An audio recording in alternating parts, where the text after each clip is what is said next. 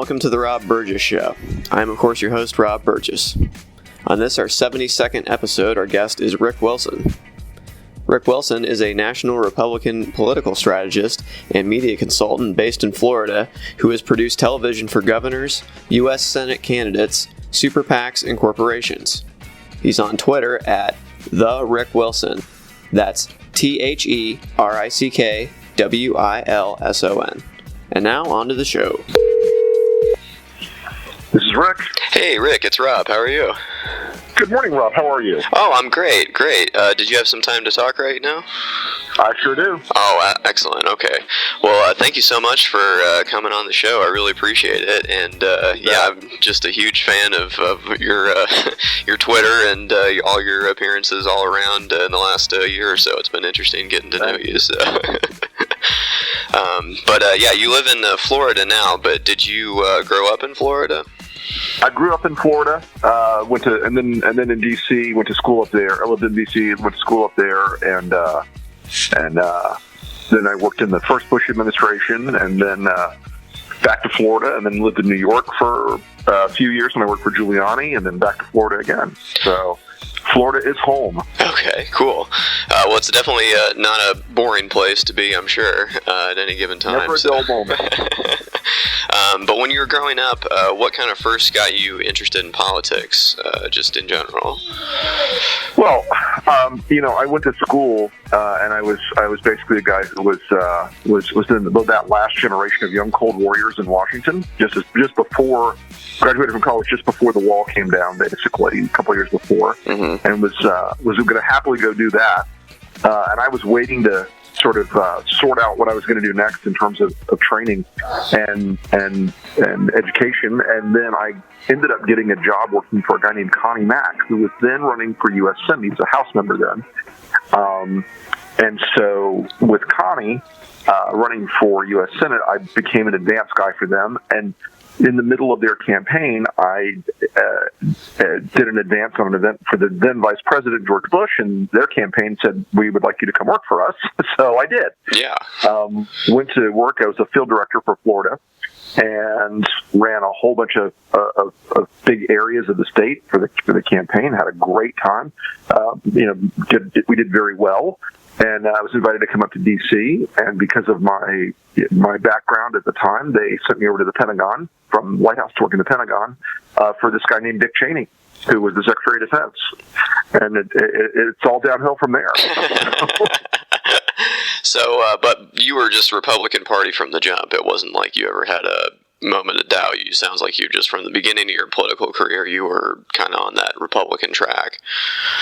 Well, here's the thing. I mean, my parents were not particularly Republican, and my mom was, kind of a liberal hippie. Oh, really? Okay.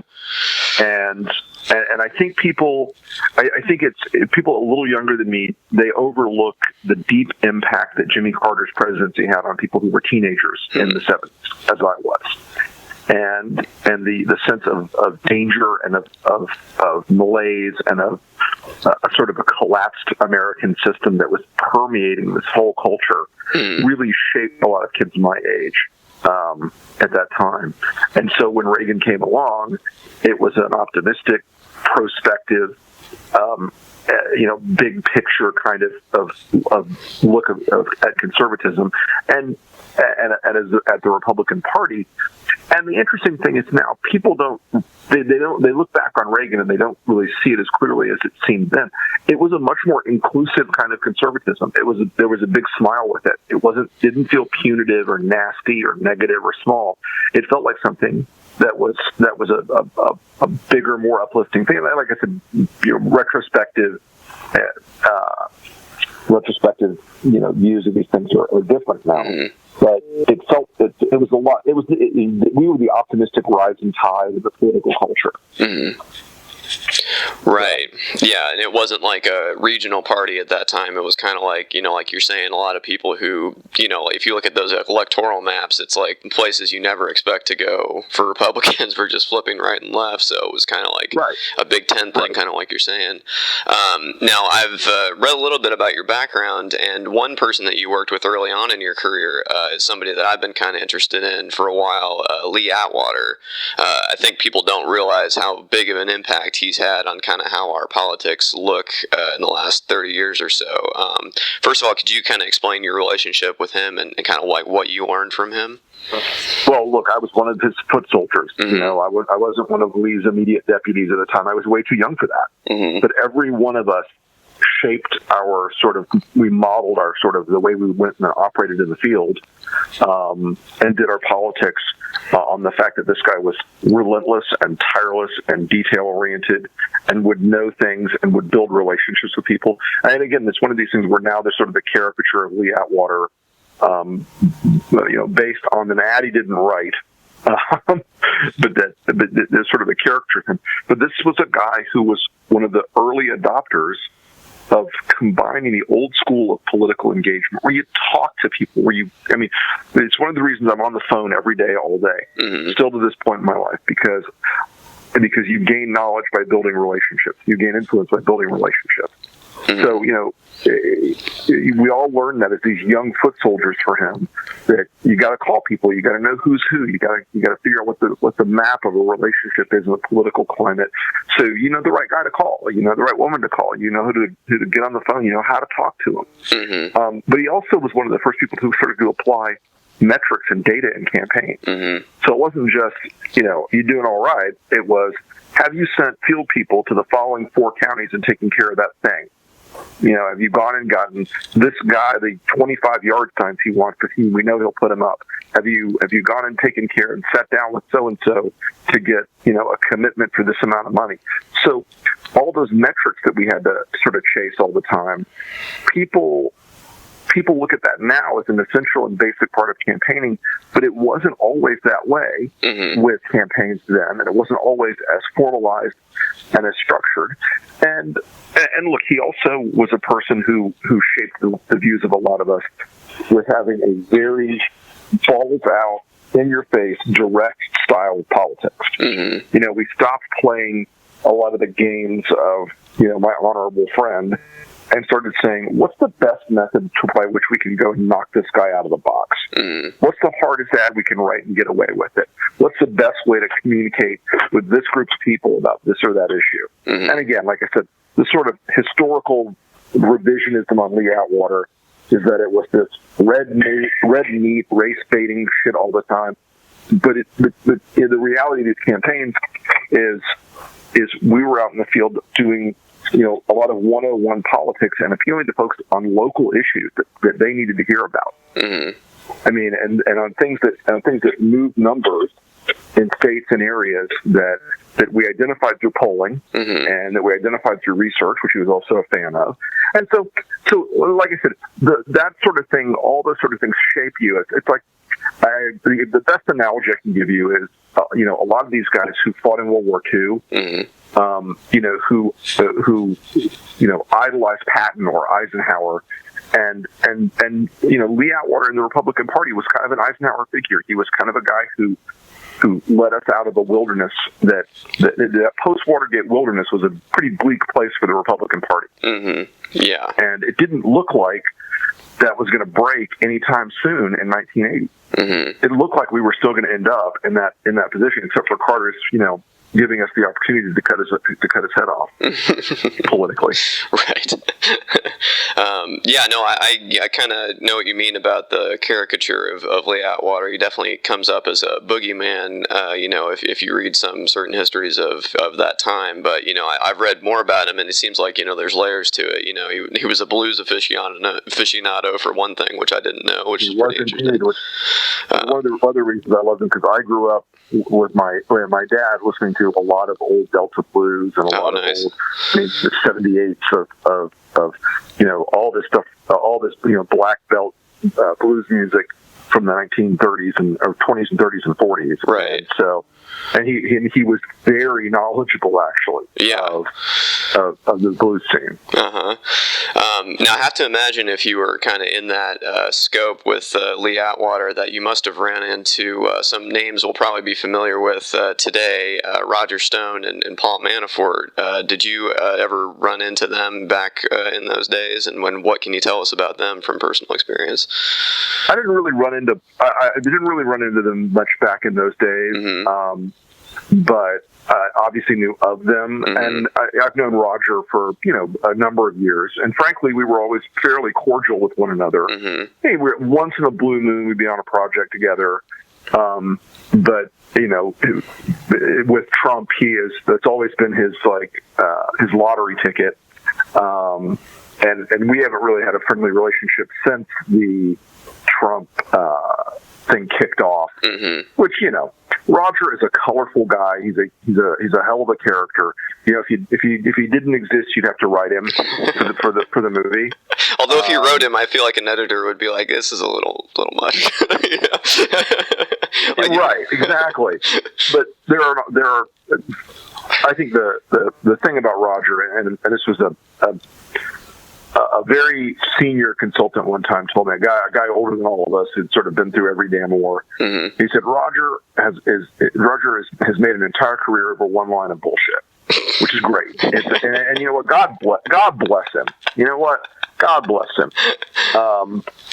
And he's turned in the last year and a half much more towards this sort of new conspiratorial media model where the deep state and the Bilderbergers and the Rothschilds and the Jews are all going to, well, maybe not the Jews, but that's implied. Very, we don't have to say that. Yeah, right. I know, right? It's like, yes, shadowy bankers. Yeah, right. The sheriff stars, they're everywhere. Right. But these guys, he has certainly sort of embraced that InfoWars brand of media, mm-hmm. and that's partly because he's basically been. I won't say he's been, banned from the air, but people in the media structure of the country, in the mainstream media, they're not as willing to just listen to Roger say things like Hillary Clinton murdered Seth Rich with her bare hands. They're just not willing to listen to that kind of thing as much anymore. Right. And like I said, God bless Roger. He's got a shtick. He rode the Trump thing, and he's monetized the Trump thing, mm-hmm. and who knows what his real relationship with Trump is today, mm-hmm. because it's impossible to really understand it from mm-hmm. the outside. But like I said, hey, I'm a capitalist. He monetized a product and sold it, and mm-hmm. that product was his relationship with Trump. God bless him. Well, he sure has. So that Netflix documentary was something else. He definitely leans into the whole supervillain thing. Everybody keeps bugging me to watch it, and I just haven't seen it yet. Oh, I'm sure you've probably seen up close most of what's in it. But Roger very clearly models himself on Roy Cohn, mm-hmm. The famous New York attorney, who was also Trump's attorney. Mm-hmm. He very clearly models himself on that, and it's certainly. It's certainly, Roger's whole hardball player thing is not uncommon in politics. Some of it's just presented differently. Mm-hmm. Right. And I'm not known exactly as a person who has shown great mercy in political campaigns mm-hmm. or great willingness to not drop the hammer on people. Mm-hmm. But it's just a matter of I don't necessarily walk around wearing a cloak and a velvet top hat when I do it. So. You don't look like you're about to float away in some sort of hot air balloon after you completely screw everything up or something. Right. Shaking my beringed fist and saying, "Curse you kids! I almost got away with it." That's hilarious. But yeah, kind of speaking of what you were just talking about with the advertisements, you got your kind of big break, as far as I understand, from the 1988 presidential campaign at George H.W. Bush and the last vice president from, where I live in Indiana here, Dan Quayle. Mm-hmm. That campaign is obviously known for one of the most famous political ads of all time, the Willie Horton ad. That was obviously, you look at the results, and that was obviously very devastating for Dukakis. What was your hand in that, and kind of could you? I didn't have any hand. Oh, you didn't have any hand in it. Willie Horton ad. No, that was before my time as an ad maker. I see. Okay. I started making so after the Bush administration ended. When Clinton won in '92, I started making ads in '94. Mm-hmm. working down with Adam and Bob Goodman, and Bob was one of the founders of the political ad business. Mm-hmm. One of the guys who goes back to Eisenhower, and so I learned so much from these people. It was nuts. They're great creative forces, great ad makers. Adam is still a friend of mine. We were business partners for a long time, but we went our separate ways in, I guess, 2000. But they're tremendous. They gave me a tremendous amount of experience in combining, the visually appealing and compelling style that they had created, and I was able to then roll in. As my grandmother used to say, false modesty is the worst kind. I'm a good writer, and I'm a good quick writer for the compressed form of a television ad. Mm-hmm. A TV ad that runs 30 seconds has about 70 words in it. You've got to tell a whole story and move a lot of different pieces around the map in those 70 words in 30 seconds. Mm-hmm. It turns out I was pretty good at it. And in 97, we, out of nowhere, these two guys from Florida managed to win Rudy Giuliani's business in New York City when he was running for mayor, re-election for mayor. We had a very successful run. We blew out every anticipated number.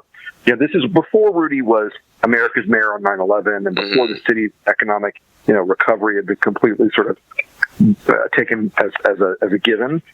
And we won in New York City had a 5-1 Democratic voter registration with 58% of the vote. Mm-hmm. So a lot of that was our media campaign. A lot of it was him being a fearless campaigner, but a lot of it was the media effort we brought into the mix. And so that sort of made my bones as an ad maker on the national level. And then I went on from there to do tons of statewide work all over the country, congressional campaigns, governors, senators, statewide ballot initiatives, state Senate, state House races. And I mean, like in Florida, a state Senate race it spends as much money as a congressional race. Mm-hmm. So we had a lot of big, complex project experience like that. And in the fall of 98, I went back to New York to work for Rudy in City Hall as a senior advisor to the mayor. And then that was sort of in preparation for him running for U.S. Senate against Hillary Clinton in 2000. Mm-hmm. Didn't work out quite like we thought. He got prostate cancer in the middle of it, which is, a piece of bad news of the highest degree for just about anybody. Mm-hmm. And so I went to work for the RNC in the Bush campaign at the presidential. So did that for the rest of 2000.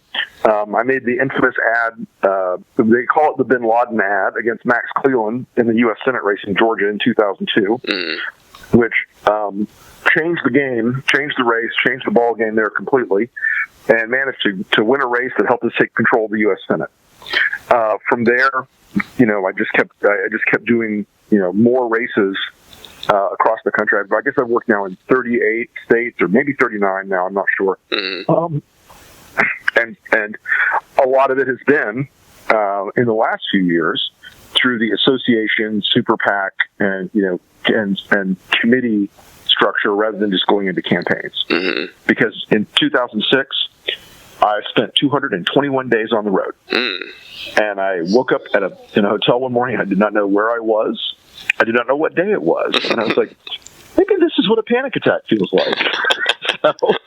So, at the end of 06, I decided I was going to reconfigure the business model a little bit. And in 08, we had McCain-Feingold to pass. So the emergence of super PACs was really locked in, and with citizens it was really locked in. Mm-hmm. So I was able to do the same scope of work without having to be on the road all the time.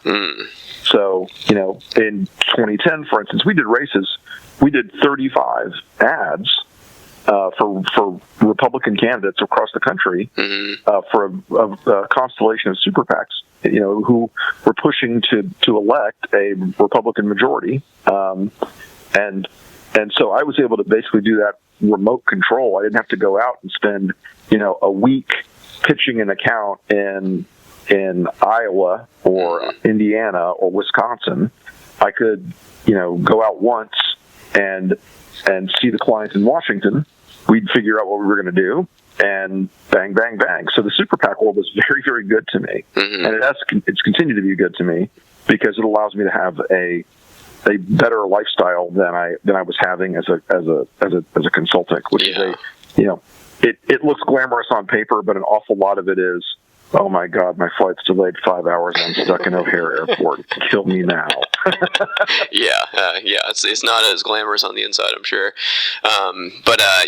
Going back to Rudy Giuliani, what do you make of what's happened to him as far as Trump goes? I mean, he seems like he's completely on board with everything, and people are talking about him for Attorney General, possibly, if Sessions gets fired, and I'm like, I don't know. I can't speak. I haven't spoken to Rudy since the middle of 15 or the end of 15, I guess, because of our difference on this matter. Mm-hmm.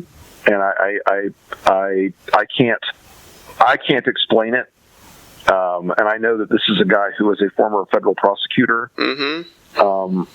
Could have put Donald Trump's associates in jail 10 times over by now. Mm-hmm. And I know this is a guy who directly engaged in prosecutorial action that took out organized crime enterprises and that specialized in using the RICO statute to knock out,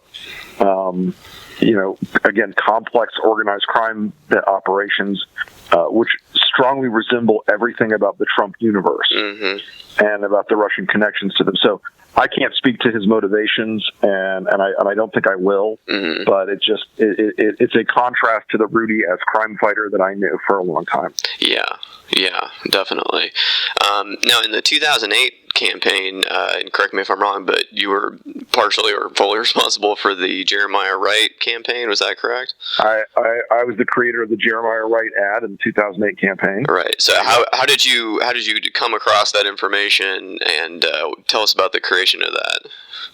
Well, the information was already circulating in the springtime. And actually, we didn't get the information. The information actually came from research that the Clinton campaign had done. So the ironies abound. Yeah. But look, we recognize that Reverend Wright. It wasn't his race that was the motivating factor. Mm-hmm. It was the line "Goddamn America," and it tested in a focus group because you had the calm affect of Barack Obama contrasting with this guy who was an obvious lunatic. Mm-hmm. And if he'd been a white preacher saying the same thing, the ad would have been the same exact ad. It would have been the same exact ad because, he, in focus groups, he came across as a lunatic. Mm-hmm. Now, there just wasn't enough resource to go out there and pound that ad in at the last. The super PAC that was doing it, we had more ads on the air in Ohio and Pennsylvania in the last week of the campaign than the McCain campaign had, than the actual formal campaign could do. Mm-hmm. They were out of money. And when the financial crisis hit and McCain essentially pulled the ejection handle and said, I'm gonna suspend my campaign during the financial crisis, we just couldn't. You couldn't overcome that. Yeah. Good ad, moved the numbers, worked in the testing. But, good and good enough are two different things. Right. Yeah, obviously Obama was able to shake that off. But, yeah, I kind of forgot about that whole suspending the campaign thing. That probably contributed to that, I'm sure. Oh, I can tell you, I was watching the tracking that we were running overnight. And his numbers just went into a free fall the day he suspended his campaign. Right. Definitely. Ordinary voters don't hear that. They hear, oh, McCain dropped out. Yeah. Yeah, that's all they heard. I know you're not one for, regretting things or whatever, but is there anything that you would have done differently on campaigns or ads that you ran in previous times here?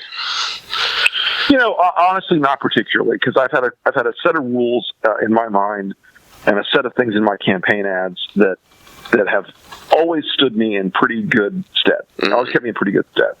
And the three basic rules.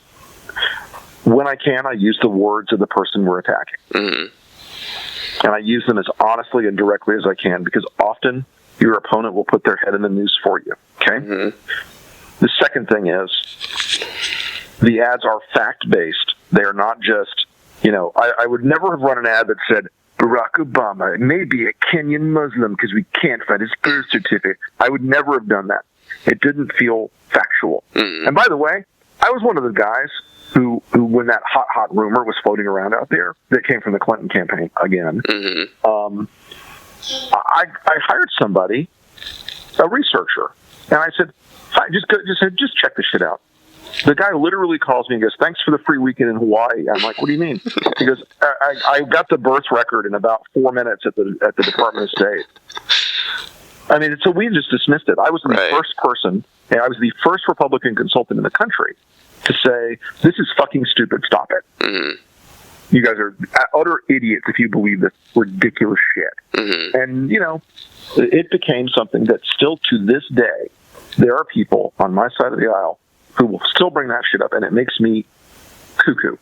Not only because it was a lie and it was a complete made up, fabricated bullshit lie, but because it was politically ineffective.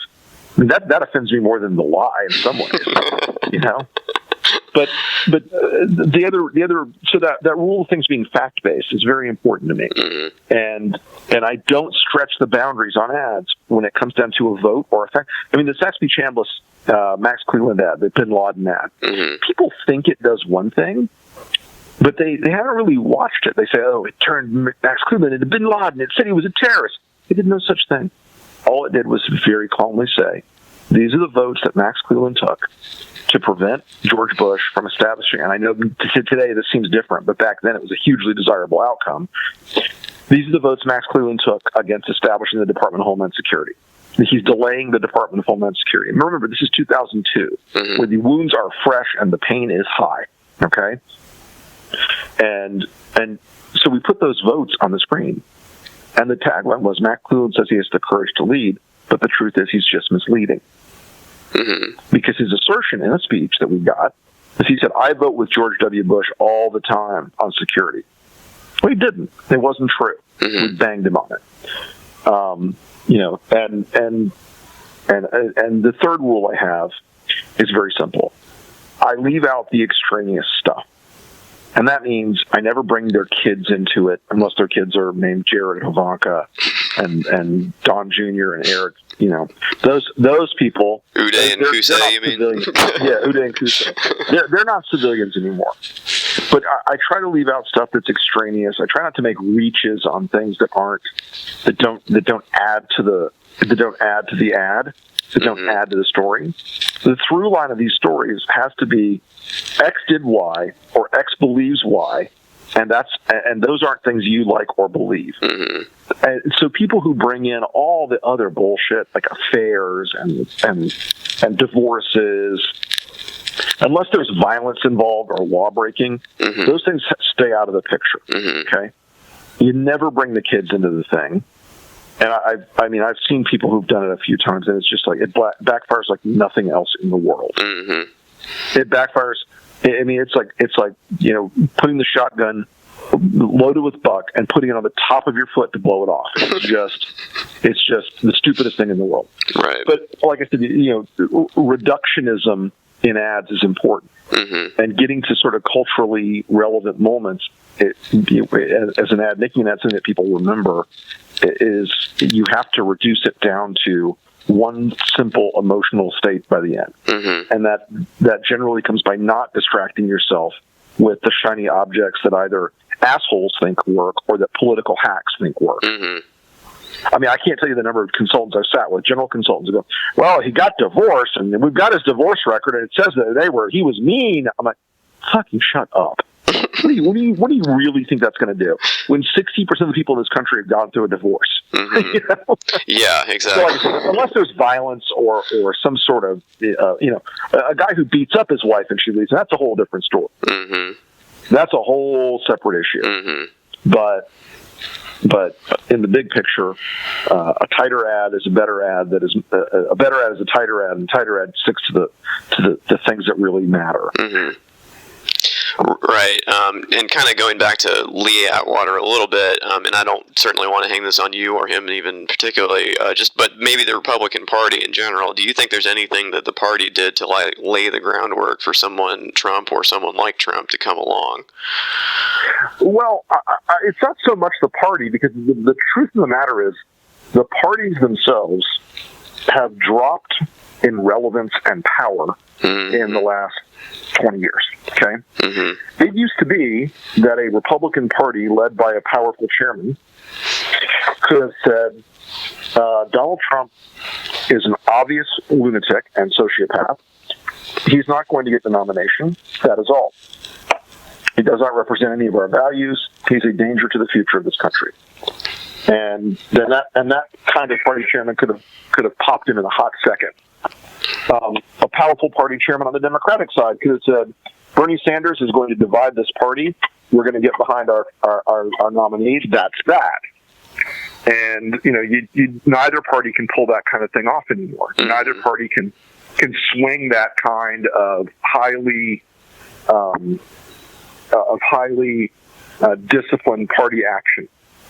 But more importantly is that the country has sort of hived itself off into these two hermetic media cycles, or media silos rather. And on the right, while Democrats were very, very smug in the 90s and 2000s, that they had this sort of cultural hegemony, and that there was nothing that could change that, and that they controlled media and entertainment, and that was going to reshape the culture in their view. And Republicans at the same time were building up Fox, and really it wasn't Republicans; it was really Rupert Murdoch.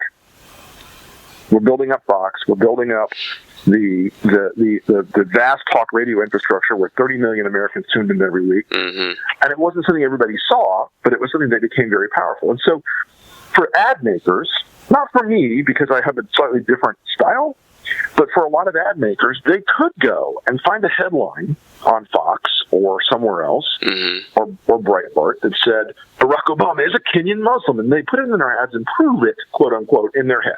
Okay? Oh, I know he's a Kenyan Muslim because we found a story on Fox that said he's a Kenyan Muslim. Well, those things sort of reinforced over and over again this siloed media.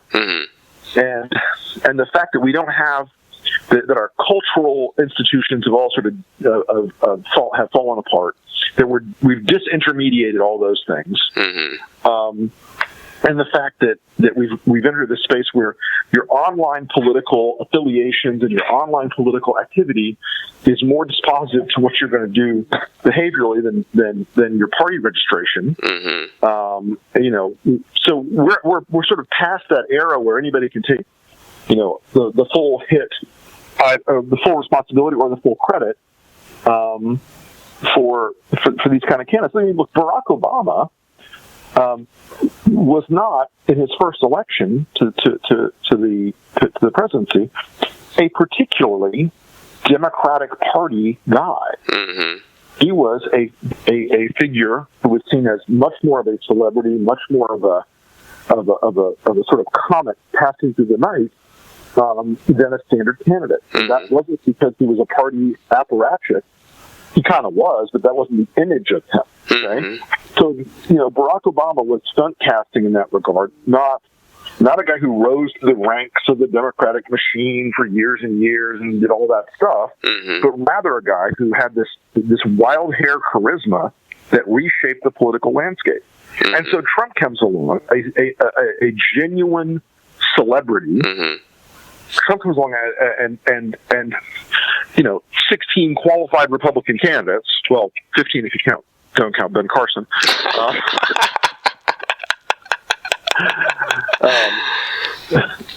16 highly qualified candidates, guys who in any ordinary election year would be like rock stars, get blown out by a man who's fairly obviously possessed of several mental diseases or disorders, and who is a serial liar, a serial adulterer. And so the power of a celebrity, whether it's a Barack Obama or a Donald Trump, upsets all of the things that we think of as the normative factors in an election. And so, I think we're sort of past that era in some ways of the traditional politician running a traditional political campaign because, Look, let's just hypothesize. I'm just going to pick a name for no. Let's just say Ben Fast decides he's going to run for president. Donald Trump gets struck by lightning and eaten by wolves, right? In 2020, Ben Fast says, "I'm going to run for president." And Ben's a good guy, a smart guy. Mm-hmm. I picked him because he's not one of the 16 candidates. Okay, Mm-hmm. one of the 26. Right. So he's a good guy. He's a smart guy. He goes out. He starts doing all the things he has to do. He raises the money. He goes and kisses the right rings in Iowa, New Hampshire, and all over the place. He does all the things he's supposed to do. And has good advisors and good polling and knows his message and speaks to his heart. And then, again, a hypothesis, The Rock says, I'm going to run in the Republican primary. You know what happens to Ben Sass? It's over. Yeah. It's over that minute of that day. Mm-hmm. It's over the second The Rock says, I'm going to run in this Republican primary. Is The Rock a Republican? Who the hell knows? I don't know. And it won't even matter. Uh-huh. It won't even make a bit of difference. Right. We are in this era in the United States of ambition where celebrity is as important as resume. Mm-hmm. And so on the Democratic side, there are a lot of people who think, well, it's Bernie's turn or it's Kamala Harris's turn and this is it. Well, guess what? If Mark Zuckerberg gets in it, with his resources and his name ID and his toolbox, Mark Zuckerberg changes the race. Mm-hmm. If some well-known celebrity on the Democratic, let me just say, so here, let's just say Kamala Harris gets in the race. Mm-hmm. Okay, great. And then a couple of days later, The Rock says, I'm running as a Democrat. Mm-hmm. That's the ballgame. Mm-hmm. It's the celebrity culture that this country is immersed in. It is the TV culture that we are immersed in.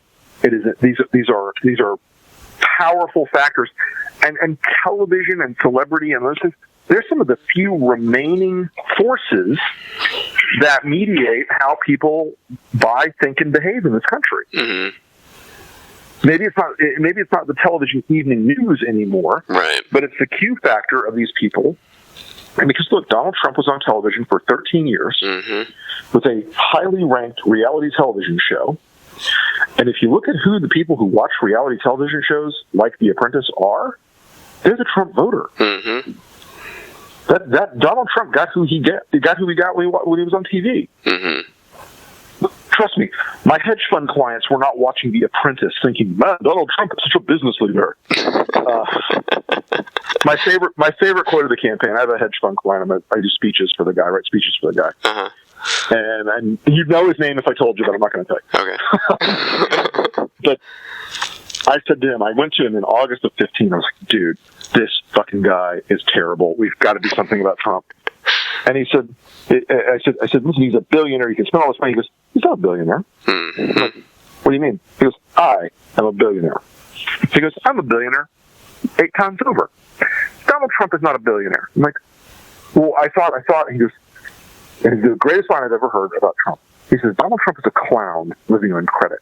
Mm-hmm. And this guy, could eat up Donald Trump and crap him out 10 times and not even notice financially. Mm-hmm. But on TV, Donald Trump was the decisive, brilliant billionaire candidate who was smart and who knew everything about everything, and who was the product of Wharton Business School and was the greatest businessman in America, and success at everything he touched, and yada yada yada. Well, the reality is, of course, nothing close to that. Mm-hmm. And so, but television made it so. Mm-hmm. Television made it real, and you could sit there with people, and believe me, we tried in focus groups and say, well, this is the real record of Trump in Atlantic City, or this is the real record of Trump somewhere else, and you could see the shades and the foreshadowing of the fake news thing, even back then. These people would say, well, you're a liar. You don't like Mr. Trump, and you're lying. Mr. Trump is the most successful businessman ever, and he's worth $1 trillion, billion, and they just must be haters who are trying to hurt him who are saying this. Mm-hmm. And that perception that he is, that was shaped by television and shaped by entertainment media, is very powerful, and you're going to see that in 2020. When some celebrities decide they're going to, get a bug up their tail and run for office. Yeah, that's a great point, and I feel like both parties need to get over this idea of it's my turn, because I don't know about you, but I was expecting the Jeb Bush Hillary Clinton race personally, and I was like, oh, here we go again. We're gonna have the two dynasties fighting it out. Wake me up when it's over. But I've been totally I guess I'm just a rube or something, but I've been totally surprised at every turn of the Trump rise.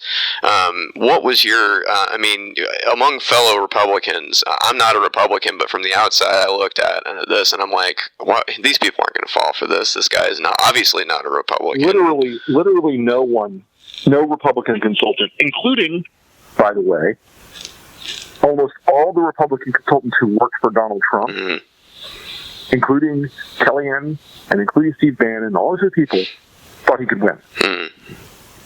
They were, for the last couple of weeks of the campaign, calling people going, well, man, this was fun. Let's get a drink after. Hey, this is crazy. They didn't think he could win. In fact, they were convinced he was going to lose. On election night, Kellyanne Conway was calling reporters saying, well, I would have done this and this and this differently. We lost because we didn't follow my plan to do X and Y and Z. Okay? It was not. They were not even pretending they were going to win, and they didn't know they were going to win. They had no clue. All this stuff in the post hoc. This was our plan all along. It's total bullshit. It's total bullshit. They thought they were going to lose, and the series of unforeseen circumstances of Comey and a few other things in the last weeks of the campaign turned it around. But it wasn't something they did. It was something that happened to them. Right. That's a good point, yeah. You're kind of one of the progenitors of the whole Never Trump thing, and, what kind of pushback have you gotten from, you've talked a little bit about certain people that you don't really speak to over this anymore. I suspect that you and I probably wouldn't agree on a whole lot were it not for Trump, but there is certain things I thought were beyond party, and, just if you're an American, you care about, but it just seems like that the rot of whatever tribalism has dug so deep that it's hard to see a way out of it. So what's your take on that? I think that's very true. I think right now, and look, I've lost friends, which I regret, over this. I've lost business, which I regret it. I'm a big boy. I recognize that I was taking a chance. And taking a moral step, and in politics, moral steps are rarely rewarded. But I've lost a lot of relationships with people who I've lost a lot of public relationships. Let me say it that way. There are an awful lot of people that I talk to all the time who are on paper raw Donald Trump super fans. Who then call me after their speech or after their floor appearance, basically in tears, saying, "Oh my fucking God, how are we going to survive this lunatic?" Again, I'm going to keep the name elliptical, but I speak to a member of the House who I've been friends with for a long time, who's amazingly not a client, just a friend, and this person on paper, you would think he was the most rock-hard, absolute Trump fanboy of all time. You would think that he would set himself on fire and let Donald Trump fuck his wife. This is a guy who on paper has never said a word against Donald Trump. Calls me, we talk once a week at least, and it's just like, dude, oh my God, what am I going to do? I can't go home to my constituents and tell them that the president that they love is insane, and who when you sit in a room with him, literally doesn't know the first thing about the healthcare bill or anything. I mean, it's a sense of like mortification about how dumb the guy is, and how and how unstable he is and how little they can rely on anything he says. So the currency of Washington is trust. Okay? The currency of Washington is credibility. It's keeping your word. It's being able for people to go, yeah, okay, I made a deal with so-and-so, the deal's done. None of them believe they can make a deal with Donald Trump or have an agreement with Donald Trump or have an accord with Donald Trump that lasts longer than Donald Trump's incredibly short attention span. He has no attention span. And he has no honor and no whatever. But it shouldn't surprise people. But Donald Trump is a guy who has never kept a vow in his life. Marital, contract, anything else. Yeah. I kind of figured something like that had to be going on behind the scenes. But we've kind of seen a little bit of pushback, at least in public. I wouldn't say it's kind of enough pushback, obviously, because he's still president. But, we have this Russia sanctions bill that they forced him to sign, basically. McCain, obviously, with the health care vote, and also, Susan Collins and Lisa Murkowski. I don't want to leave them off either. Jeff Flake's book, you're trying to put these bills through to protect Mueller. Do you see a turning point? I kind of saw it with Sessions, to be honest, and I didn't expect that to be the red line for people, but apparently when he started going after Sessions, that was just enough is enough for certain Republicans. So are you seeing a turning point among people you know? I would say we are at more than, well, not quite a turning point, but an inflection where it's like turning an aircraft carrier. And I spoke to somebody in leadership the other day, and this person reached out to me and said, "Hey, we're going to send the sanctions bill over. It's going to pass. We're going to do it." And I said, "Well, it's about time." And the person says, "Look, it is like turning an aircraft carrier. You have to do it slowly. It takes a lot of effort to move something this big with this much momentum in the correct direction." And I get that. I think that's a legitimate and serious way of looking at where we're at right now, because without the ability to slowly shift direction, we would have blood in the streets practically with these people. Right. Well, the thing I can never get my head around is I just feel like I think they would like Pence better, wouldn't they? I mean, wouldn't they just like working with him more? He's one of them. He's from Congress. He served 12 years. He's that evangelical, tip. He's got that going for him. I just feel like he would sign whatever they want, and then they wouldn't have to worry about him, starting a nuclear war in a tweet. Why don't they just go for that? I mean, would it just be too detrimental to the party? Are they scared of their own voters? It's still too much of it.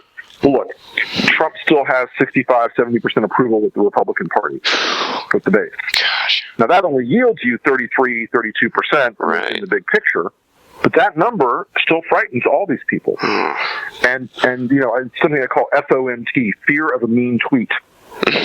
These guys are terrified of Trump's Twitter feed. They do not like it. It intimidates them. It causes them to stay awake at night. They are desperately afraid that one day Donald Trump's going to tweet, "Congressman Smith is an asshole and he should be primaried because I don't like it." Right. And it can happen. I mean, it has happened. I mean, it has happened. And Dean Heller and Jeff Flake and all these other guys who have crossed the bridge don't like Donald Trump for ideological reasons, because he's not a conservative, but they also don't like him because he threatens them. When you go and say, "I'm going to spend $1 million against Dean Heller," or "I'm going to get primary opponents against Jeff Flake," well, you know what? At some point, those guys realize, hey, wait a minute, we're members of a co-equal branch of government. We don't work for this fucking guy.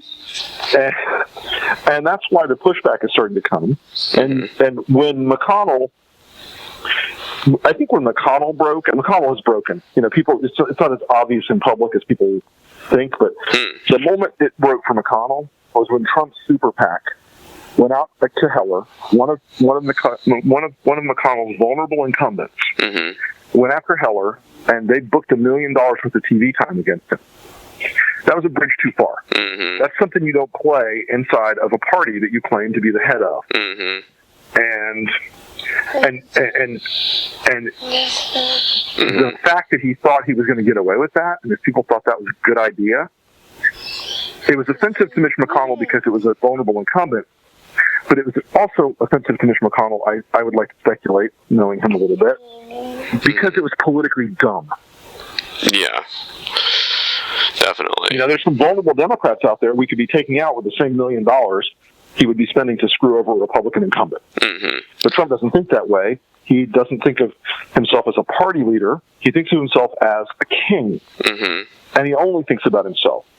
So these guys recognize at some point that their self-preservation instinct has to be listened to. Mm-hmm. And look at it as his numbers drop and drop and drop. And right now, I mean, people on the left shouldn't think that they're going to go a lot lower, because right now they're almost at the theoretical low point that they can reach. Mm-hmm. You can't get much worse than this and have anything more than your base. Mm-hmm. And, you know, your base alone doesn't get you home if you're running in swing states and swing districts. Mm-hmm. You got to build out beyond your base. Mm-hmm. And so the conundrum these guys face is, okay, got to keep the base, therefore I got to keep Trump happy. But I can't win with the base because I'm not a celebrity like Trump. Mm-hmm. I'm with just the base. I'm not a celebrity like Trump. I'm not as well known as Trump. So I've got to go out and reach out to other people. But if I reach out to other people, that itself offends Trump, and he becomes an angry human being and starts to attack. Mm-hmm. So it's kind of a really ugly hostage situation. Yeah, it is. Yeah, and believe me, there's a lot of Stockholm syndrome, you know, with some of the guys who are supposedly pure conservatives who are so you know, principled, mm-hmm. that you know they used to, you know, be angry. I think they used to get really angry with people like me because I would go out and we'd go to places like Vermont and Massachusetts and Washington, and we'd elect Republicans. Okay? And people were like, how does this happen? What miracle is this? Mm-hmm. But all the purity posse used to say things like, well, your candidate for governor of so-and-so, he's not right on every abortion vote, or he's not right on every single vote about this or that. Well, the option is you either take impurity or you get nothing. Yeah. Yeah, they used to. I had a guy who legitimately criticized me one time. He goes, "Well, it was great you helped get Giuliani elected and everything, but you know, couldn't you have found a pro-life candidate?" I'm like, you realize the word you're looking for here is New York City, right? Mm-hmm. You know, this was an election in New York City. Mm-hmm. You just a reminder, New York, mm-hmm. in New York. You know. Yeah. But those guys who used to be the most, you've got to be pure, you've got to be Ted Cruz. Ted Cruz isn't conservative enough, you know. Wow, Ted Cruz isn't conservative enough? Goodness. I believe you, there are people like that. Oh, wow. Okay. And now those people are like, everything Donald Trump does is fine. Uh-huh. And so these members are like, what the fuck do I do? You know? Yeah. I can't be right enough. In the minds of the Trump voter. Mm-hmm. And it's because they also haven't realized something. Trump voters are not behavioral Republicans. Mm-mm. They are Trump voters. Mm-hmm. They are voting about the celebrity. They're not voting about a set of principles and ideologies. They're voting about sort of like the hot button issues on Fox News that day. Mm-hmm. Yeah. Boy. Okay. Well, how do you see all this playing out? I mean, it seems like the Russia thing's gaining steam. You know, do you see him resigning? Is he going to be impeached? Is there a 25th Amendment in the future? Is a certain tape going to drop? Wink, wink, nudge, nudge. Let me run down the situation here. It is, and I tell people this all the time, it is almost impossible that Donald Trump will be impeached. Really? It is even if the Democrats take the House, he will not be impeached. Okay? It is almost, I mean, unless we find the white hot moment where Donald Trump said, "Yes, Vlad, I will do whatever you say if you help my campaign." You know, if that comes out, a different ballgame. Okay? Right. Mm-hmm. But there's a very, very small likelihood of that outcome. Mm-hmm. 25th Amendment is even more remote. Mm-hmm. The 25th Amendment requires that a cabinet full of people who were not selected for their particular brilliance, if you take my meaning. Are we talking about Ben Carson again? He might be. And frankly, a number of others. Right, People sure. that I like, but these aren't fast-moving rocket scientists. A number of people, it requires 50% of those people to engage in a active agreement that the president who hired them is a lunatic and unqualified for office, or a criminal and unqualified for office, and requires them to act secretly and in concert to remove him from office under the 25th Amendment. It is, again, vanishingly unlikely. I just want people to have a realistic expectation. The most likely scenario of all is that Donald Trump grinds and grinds and grinds for 4 years and doesn't run again because he hates the job, and he does hate the job. The second most likely scenario is that the political pressure raises and raises higher and higher. He's more and more exposed to legal and political jeopardy, and that he leaves office. It's not impossible to see this guy, who is a self-indulgent man-child, say, "I'm sick of being yelled at every day. I'm Donald Trump, damn it, don't you know who I am?" and stomp off into the sunset. That would be a perfectly explicable. That'd be a perfectly explicable outcome, in my view. Right. Now, what would you personally like to see the Republican Party turn into or be, or how do you see them making a turn? Or do you think that we just have to burn it all down and start again, a new party? I mean, do you think that the brand will be so toxic after Trump that there's no way to recover it, or what? I think it is. The Republican Party has. I think both parties are profoundly broken. First off, I think neither party is ready for the fact that the economy is going to radically change in the next 5 to 7 years, and that what is the middle class today is about to get blown out completely by automation and artificial intelligence, and that the gigantic international sovereign debt overhang that we've been skipping past and merrily whistling past for decades now is going to come and bite us. So I don't think either party's ready for this profound economic dislocation that's coming. As for the Republican Party, if it can be saved, it's going to be saved by a handful of people who get outside of the blast radius and who are like George H.W. Bush in the wake of Watergate. Okay? In the wake of Watergate, George H.W. Bush said, "Let me know what I have to do to save the Republican Party, because I wasn't a Nixonite. I wasn't a guy who defended him until the last dog died." And he wasn't. I mean, people forget about this in Congress. I've given them a lecture a couple of times. I gave a talk to some members recently. And I said, "Listen, I know you guys think that the worst is past you, but you were living in the summer of 73, not the summer of 74. And in 74, because of Richard Nixon, because of the perception that Republicans in Congress had defended Nixon to the last minute, we lost 49 House seats and 8 Senate seats. If you guys are ready for that, then God bless you. If you want a little bit of life insurance, you put some distance between yourself and Trump, and you do it soon. You do it while it counts. You do it while it hurts." But and that's sort of what's starting to happen now. So if the Republican Party can be saved, it's going to be saved by a small sort of lump group of folks who are not the leadership, who are not the most prominent faces or names, but it's going to be saved by people who understand the political jeopardy and the moral jeopardy that Trump has put them in every day. Yeah, it's going to definitely take some profiles and courage on all ends here. Yeah, and right now we're stock full of profiles and chicken shit. Yeah, well, that's a good way to put it. We're getting near the hour mark, and I really do appreciate you taking so much time to talk with me. Well, I always ask this before we go. What music have you been listening to lately? What music have I listened to lately? So I've been writing a lot lately, and so I my normal sort of electronic mix and my normal sort of like, as my daughter says, EDM dad. I sort of backed that down. And because I've been writing and listening to a lot of high Baroque stuff, Vivaldi, Corelli, Albinoni, Mozart, it just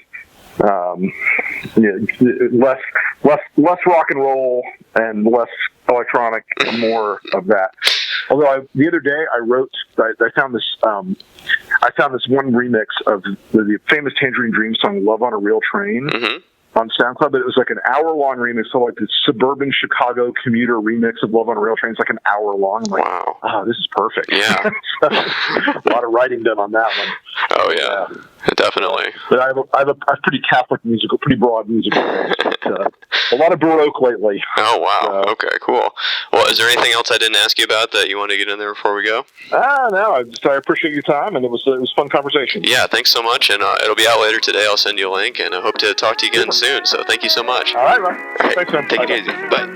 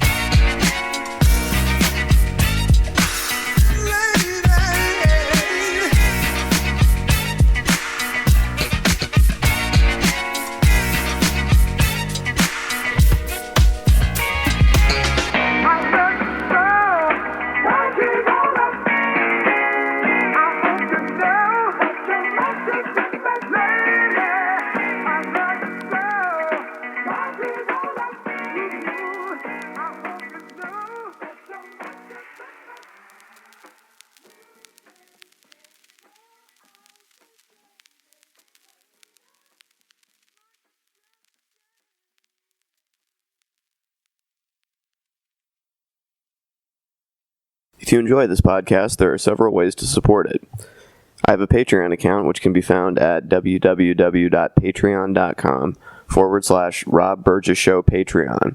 I hope you'll consider supporting in any amount. Also, please make sure to comment, follow, like, subscribe, share, rate, and review the podcast everywhere it's available, which includes iTunes, YouTube, SoundCloud, Stitcher, Google Play Music, Facebook, Twitter, Internet Archive, TuneIn, and RSS. It really helps. The official website for the podcast is www.therobburgessshow.com. You can find out more about me by visiting my website, www.thisburgess.com. Until next time.